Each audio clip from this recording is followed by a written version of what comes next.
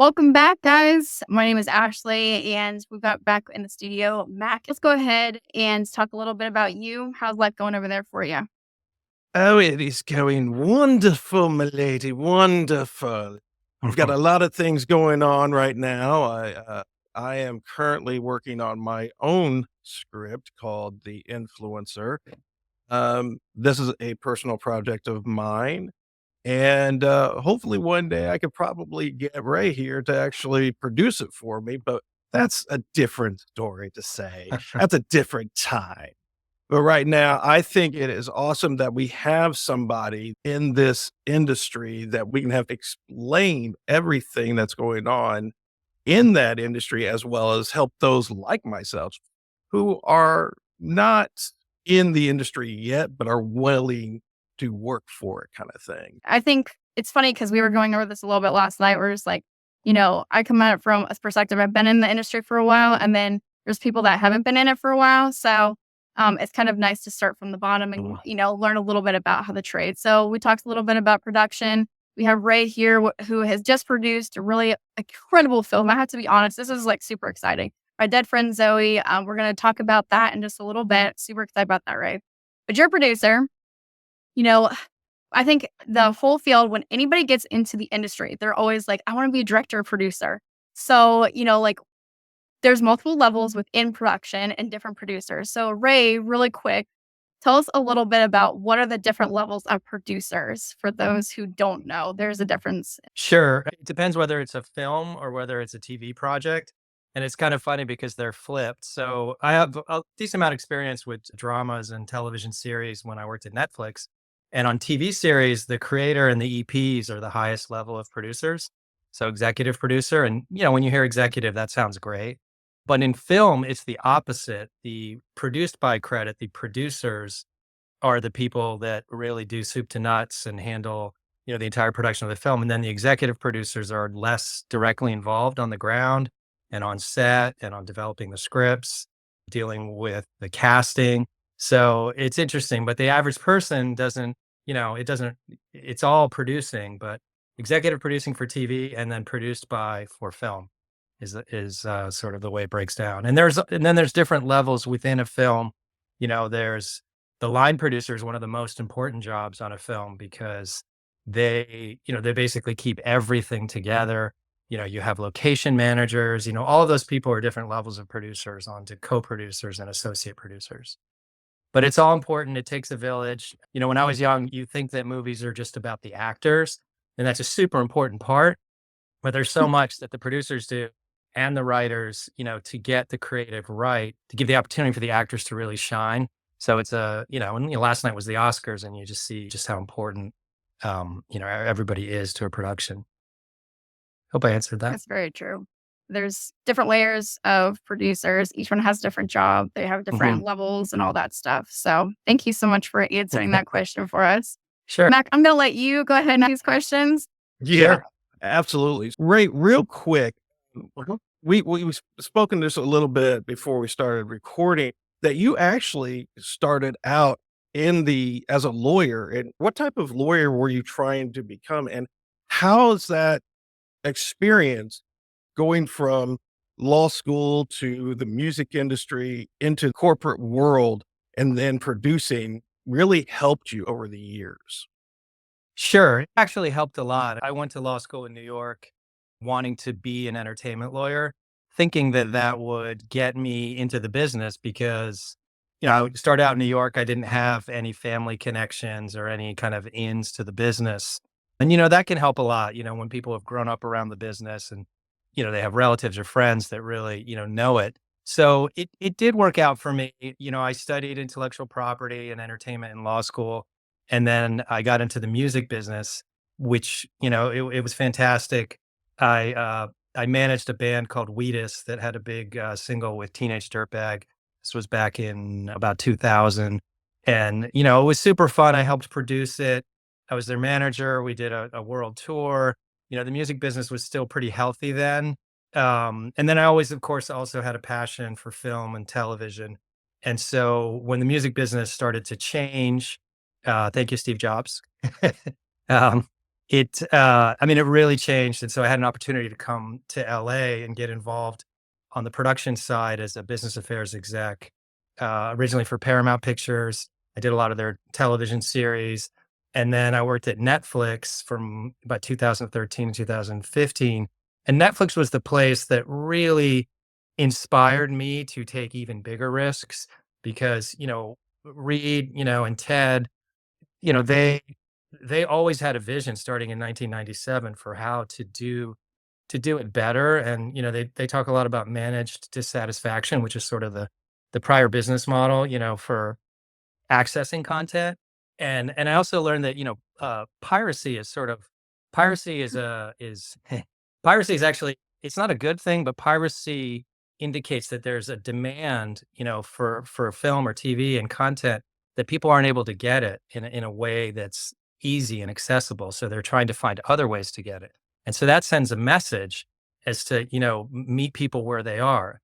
And so, I left Netflix and I started writing and I started pitching projects to produce based on my relationships here in LA. The pandemic happened, but finally I found a project that I wanted to risk everything on. And that was, my dead friend Zoe. And then part of that background also is I had a long-term friend who I started a company with just a little over 2 years ago. He's a solar investor back east. And because of President Biden, there was a change in the Inflation Reduction Act. And not to get too technical, but basically it allowed get a tax credit when you invest in solar, and it's a federal tax credit. And you can sell that. And usually you have to be involved in the solar business. But Biden changed the law that said you don't have to be involved in the solar business to kind of like spur more solar investment.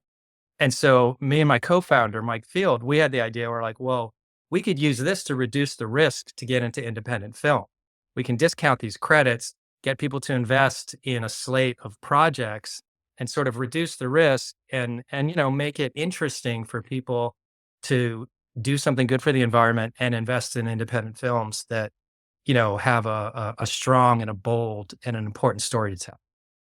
So that was the idea, and it's been a long time, but it's working. Zoe's in theaters now, and we have another project on the artist Jean-Michel Basquiat that we're doing with Boardwalk Pictures, who they're fantastic and they have a great track record with a lot of nonfiction and documentaries. It's a documentary film, and so we're editing that now, and then we have a couple other projects that you'll hear about soon. So we probably have 5 or 6 films or doc films coming out in the next 12 months and going out to film festivals. Well, we also have another one I can talk about. We have a Mark Maron documentary film that's in competition at South by Southwest. It's doing its world premiere at South by, and that's also very exciting. And it's interesting. My first 2 films do deal a little bit with grief, and really, I think it's a good time in the zeitgeist and the culture to sort of tackle these issues. Post pandemic, there's been kind of a lot of loneliness in the culture, and it's important for films to address that. And the Mark Maron is very interesting. He lost his partner during the pandemic, Lynn Shelton, who's a television director, and not from COVID. And it's just a very the documentary gets into that process of grieving and dealing with it, and how we move on, and to really hear from people that have dealt with trauma and grief, and sort of the ways that we think that people deal with it isn't really the way that we deal with it, and it stays with you. It's with you every day. And on Zoe, my father was a veteran, and so I really understood when you see the movie with Ed Harris and some of the things that he's dealing with and the way he handles things. It made a lot of sense to me, and I think people that know military veterans or people that have a little bit of PTSD, it helps them have empathy and understand those situations. So, that's the idea. I mean, if I can continue to do important stories, do something good for the environment, and do it in independent film where you really, there's the studios have a certain process where they really can weigh in on the stories that you tell because they have a lot of money at risk, and there's a lot of people that their job is to weigh in on it. And sometimes that works great on big Marvel movies, but for independent film, it's really about a voice. And so, last night with Sean Baker, he wrote it, he edited it, it got best original screenplay. That's a real auteur vision that he had for that film. And so when you can raise the money to do your vision, you can have a wonderful, a wonderful result. So that, that's the idea. And that's what I'm passionate about. Yeah, I absolutely love that. A lot of times when that creative mindset gets taken over by something else, it changes. It's not going to be that exact same story and it's not going to be the exact same vibe that you're really wanting. So, PTSD, that was interesting that you mentioned that because I know, Mac, that speaks near and dear to you because you were in the service. And I know I've got family, three of them, they're in the service. So, you know, jumping into a little bit about the film, what necessarily inspired this super cool film? Mhm. I love the cast. What got you started? And like what inspired this? And then we're gonna go ahead and roll the trailer so that everybody can kind of see a little bit of a sneak peek because it's just really inspiring. I love it. Sure. Well, the inspiration of it is the director, Kyle Houseman Stokes. He's a Bronze Star veteran. He was a paratrooper in Iraq, and it's his personal story. And so when I met Kyle, he had already done a short on it, and we have a co-production company, Legion M, that told me about the project. And then I met with Kyle, and his passion for it and the way that he was trying to do something different and uncompromised in how he had dealt with losing people coming back from Iraq. The movie sets it in Afghanistan, but his key, I think, vision to tell it through the eyes of two strong female leads really pulled me in because it was a different way to tell the story. And then Sonequa Martin Green and Natalie Morales as the sort of um, it's her friend that you obviously know is dead, but she's there, and it's that manifestation of the self-doubt that people can have when you've dealt with grief, and just the way it presents itself, and the way that you fight with your own kind of psyche on grief, I just think is a it's a way to tell that story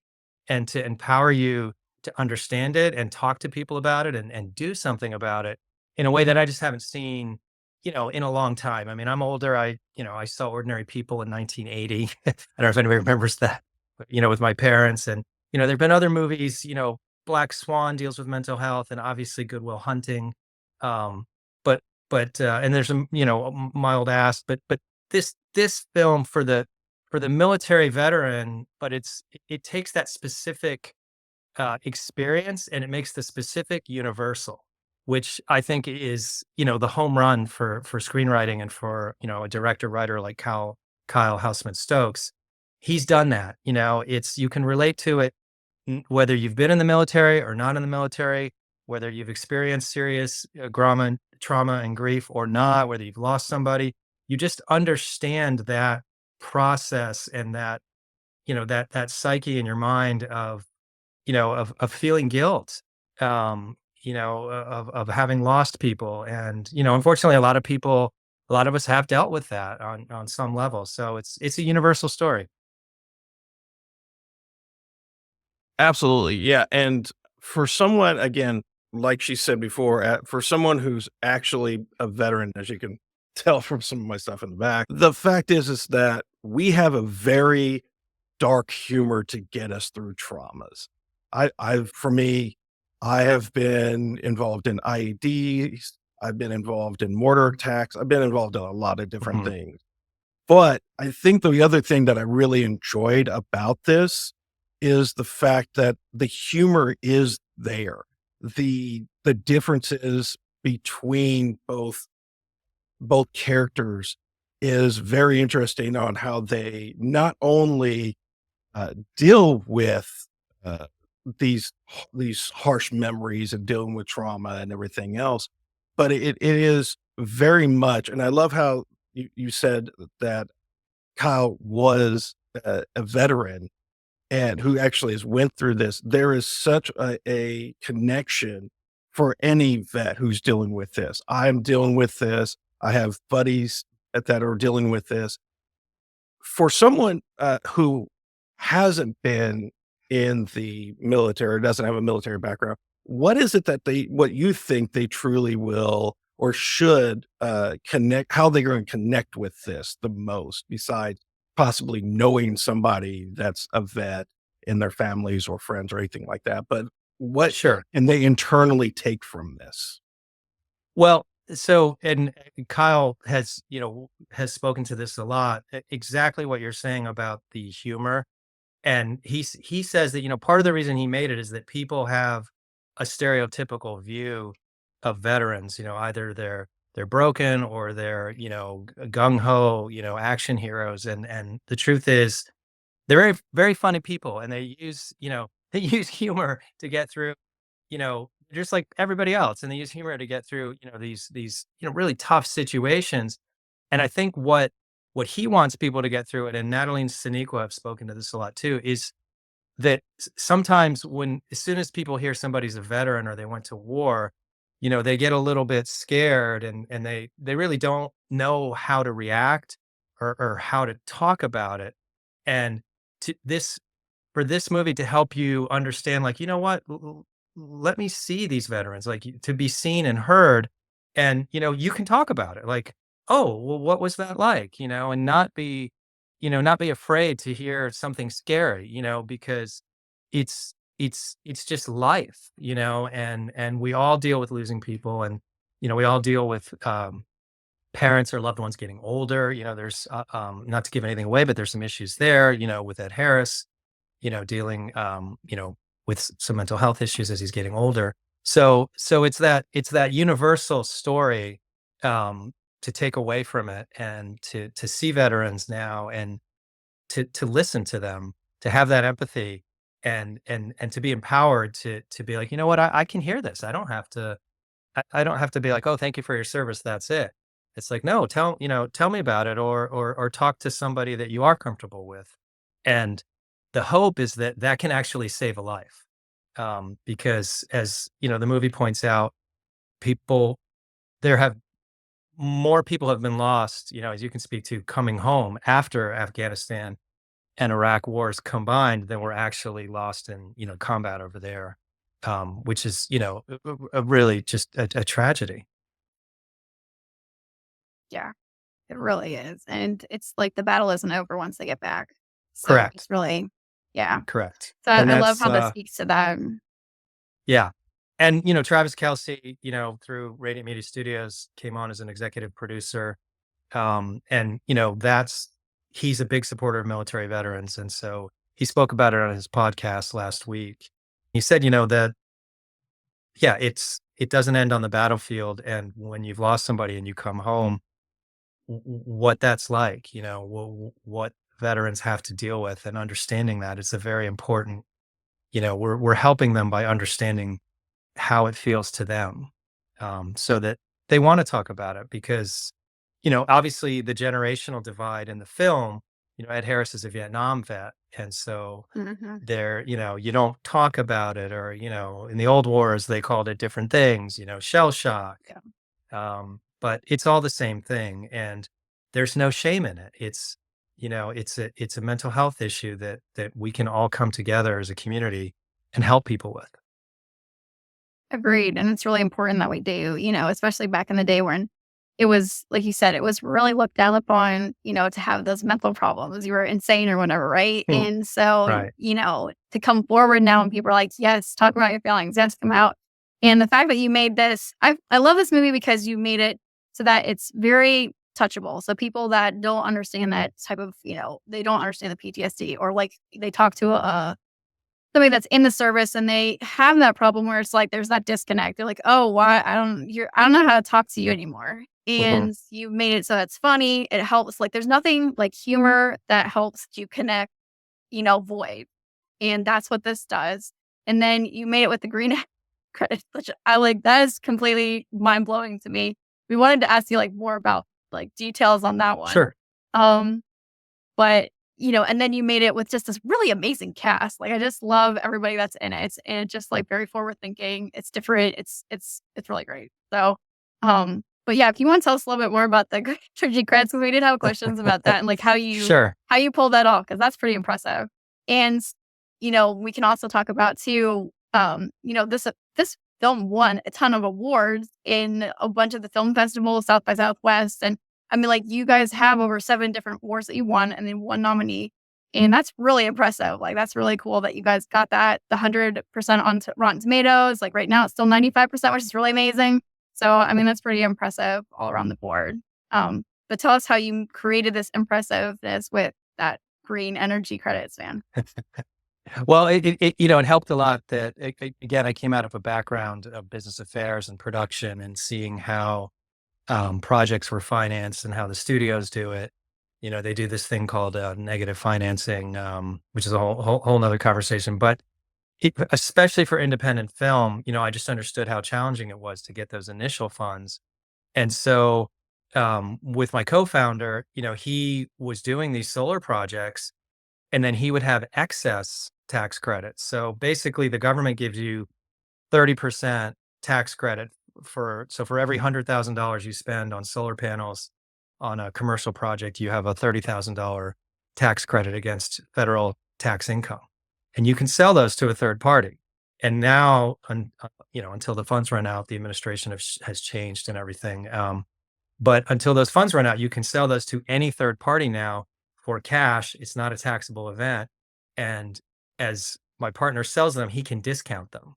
So we can reduce the risk on the front end for people to get into it, to basically say, hey, you're going to get a return on the money you put into this film, as as reducing your federal tax that you owe, because it's a federal tax credit, but then you can get a little bit back when the movie comes into profits.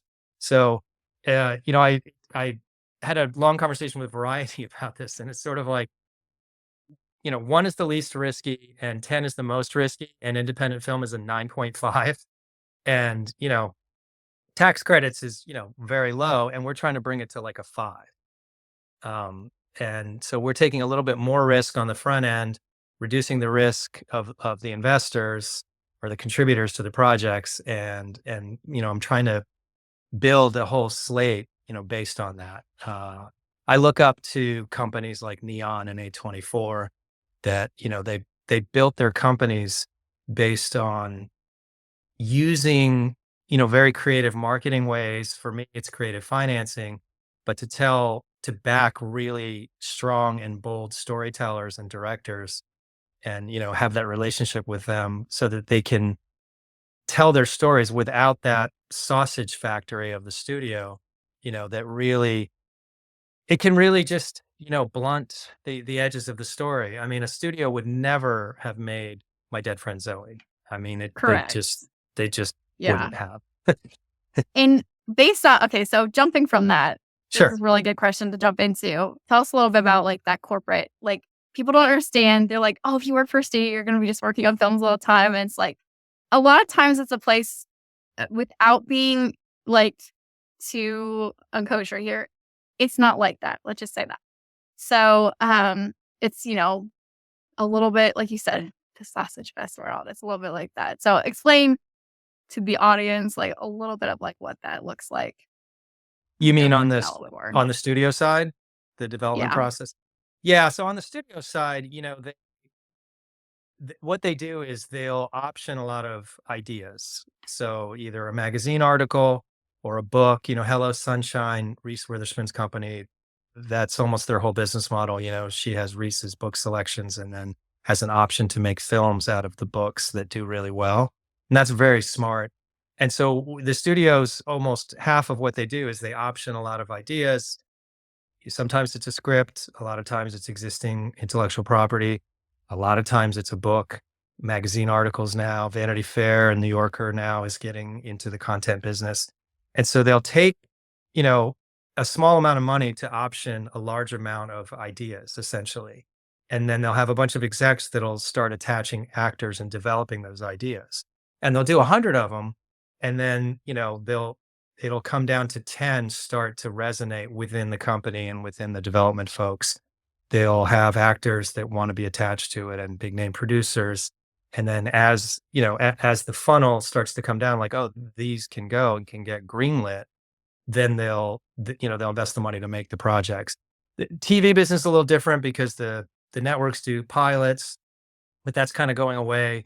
And, Netflix and Paramount Plus and Apple, they'll just commit right up front to a limited series or a series, and hopefully it'll get 1, 2, or 3 seasons. And people talk a lot about the cost, but you spend $100 million on a movie that's 95 minutes long, and people spend, Netflix will spend a lot of money on, say, like a Stranger Things, but there's a lot of minutes. So on a per episode, in terms of the spend, it actually does make a lot of sense. But that's essentially the process, is that they will do small bets on a lot of ideas and then see which ones develop better, and talent, really comes to and says, no, this is a project I want to be associated with. But you'd be surprised, a lot of times it's books or IP. I think they've done studies, for a spec script, a speculation script that is 100% original, maybe written by a first time writer or not, that just isn't based on anything except a completely original idea. That's like a very, very low percent chance that it'll be made. And, for me, there's a lot of 90s movies that just so inspired me, like Swingers or, Usual Suspects, are just such original scripts and ideas and independent films that were made in a certain way. And you just don't see a lot of those anymore. The big independent producers, Soderbergh, they'll even say, they have trouble getting their movies financed. Or, there's a movie called Peanut Butter Falcon. I don't know if you guys saw that, was just fantastic. I mean, that's a great independent film with a great script that, Dakota Johnson was passionate about. And, that's a true independent, uncompromised, just great film. Well, speaking about these impressive, forward-thinking films, why don't we go ahead and show everybody Okay, the trailer to our favorite show right here, which is let's My do Dead it. Friend Zoe. If I were you, I would think very seriously about what living in the past is worth. Can you promise me I won't get messed up? Taliban can't touch this. If you ever catch me in some sort of dopey group therapy, you have permission to kill me. So we're all here? Who wants to start? My name is Merritt, deployed to Afghanistan in 2016. Grandpa, I've been dealing with some things. That's what a soldier does. You suck it up.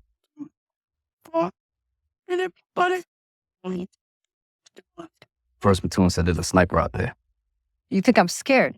Where are you going? Zoe! You can't tell anyone.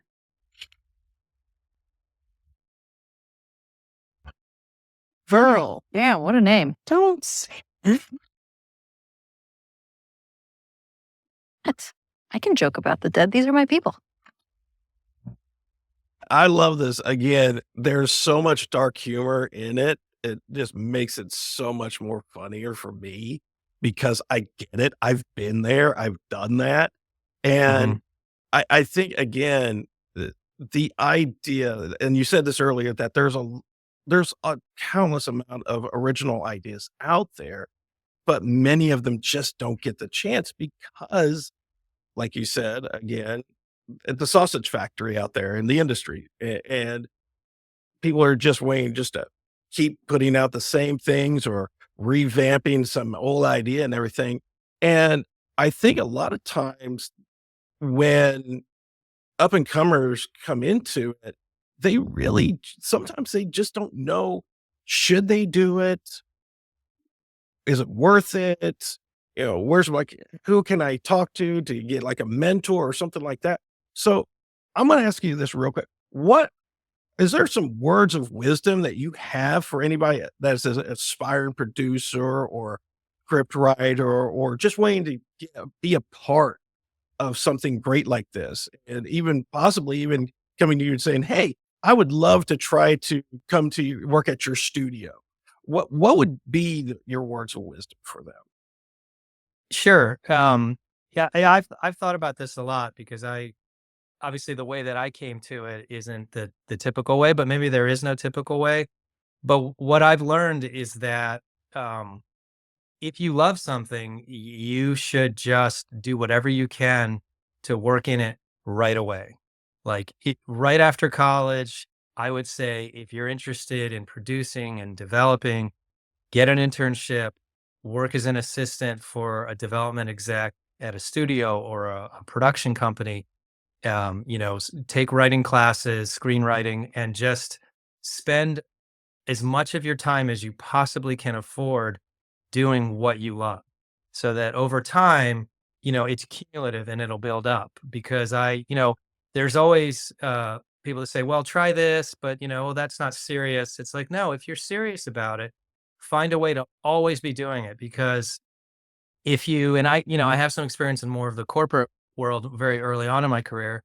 It, obviously wasn't fulfilling to me because I wanted to do this. And what I realized is that every day that you spend in a job that isn't at all what you want to do for a living is a day that you're further away from achieving that dream.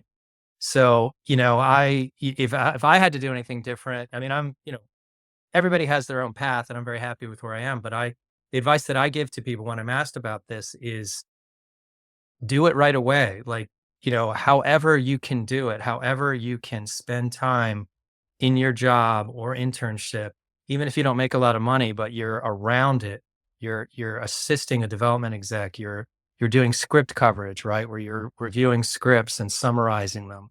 You're learning the trade, you're learning the industry, or, get on a set, even at a very low level, and understand that whole process. It will pay off. And, the old saying, that if you love what you do, you'll never work a day in your life. I mean, there is some truth to that. It's work. I work 7 days a week, but I just love it. Even when I'm like tired and I don't want to read all the trades or read, what new projects are getting picked up and why and how things are doing. And, I just do it anyway. I can't help myself. So, and I watch everything with my wife, we talk about everything. I just can't stop. And I realized that I've been doing that since I was, 9 years old. So the advice I would give is if you're one of those people, which the three of us are, it sounds like, then the advice to somebody else is do it right away. However you can do it, however you can do it, however you can help somebody that's in the business, or however you can help yourself to write scripts and get people to see your vision every single day. That's the way that you'll succeed. I love that, Ray.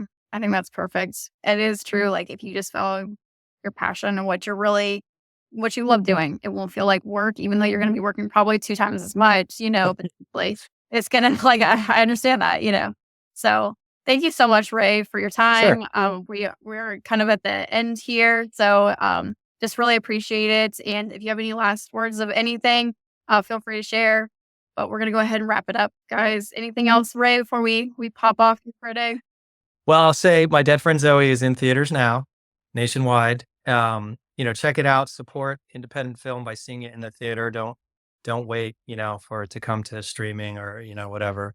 And it's a better experience to see it with a community in a theater. So yeah. Absolutely. Yeah, get out there and see it. We can find you at radiantmediastudios.com. And you've got films coming up. LLC.com. Yeah, Is Radiant this the Media right? Studios, LLC.com. And my Instagram for Radiant Media Studios is at radiant_media_studios. Okay.